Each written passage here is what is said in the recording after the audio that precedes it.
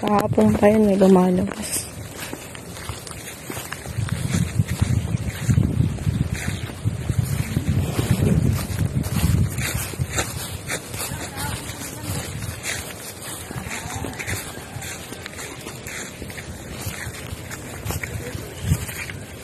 Pinakapasawa yan eh.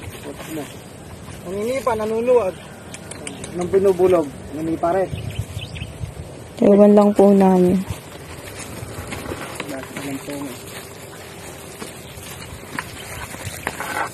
Pagkatutok sa bahila.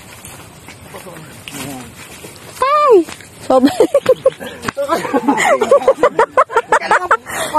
Ano mo sa bako? Kaya mo munang pumasok bago ka tumakbo. Dahil naglanding nga ang baka, pinuntahan ngayon to ni Sir Ervin. Si Sir Ervin ay isang technician dito sa amin sa Bustos, Bulacan.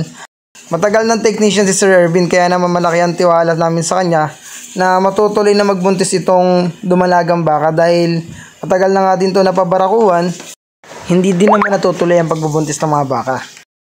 Medyo pasaway nga ito isang baka na to dahil sobrang hirap niya ilagay sa ipitan.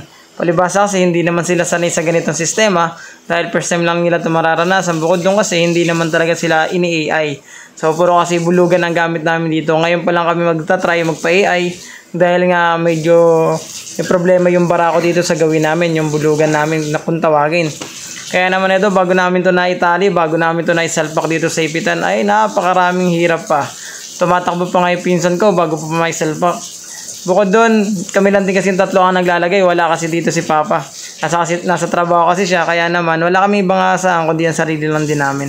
So, buti nandito na rin si Sir Ervin. Siya din naging katuwang namin at naging gabay. Buti ko muna ha. Ito ba yung taon na nabulog o kailan lang? Alin ba yan? Malapang taon. Meron na ata. Alin? Yan. 3 taon na ata yan. Baka rin. Hindi, yung nabulog. Wala na. Parang kalahating taon na. Kasi nga hindi naman na eh. Yung isa yun eh. Hindi naman sabag.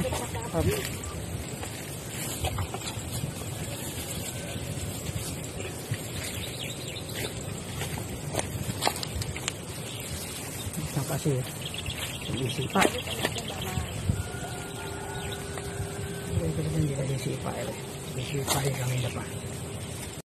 Pasintabi nga po pala sa lahat, medyo sensitibo pong mga susunod na pangyayari. Hindi ko na din po na-blurred to. Wala din kasi sapat na oras para mag-edit. Kaya po pasintabi na lang po sa lahat, patubay din po at gabay na magulang ang kailangan para sa batang manonood dito.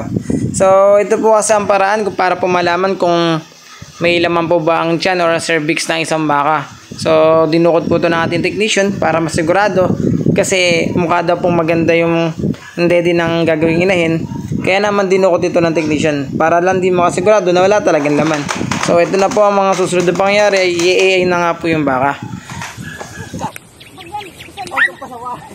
Kung saan ako nandoon ka? Ito mo yung ginaba pa eh. Maliit lang po pala yun. Catheter lang yung mahaba. Catheter lang medyo... Ganyan sa baboy pag nagaan na rin siya. Ayun naman ang baboy. Baboy, Baboy ganyan din. pag ganyan din po sa baboy. Kasi parang barena. Parang barena yun. Natalian na. Hindi na ka, medyo sisipa na kote. Ano lang, diretso lang. Tapos tamaan ka na dyan. Yan, tamaan kita.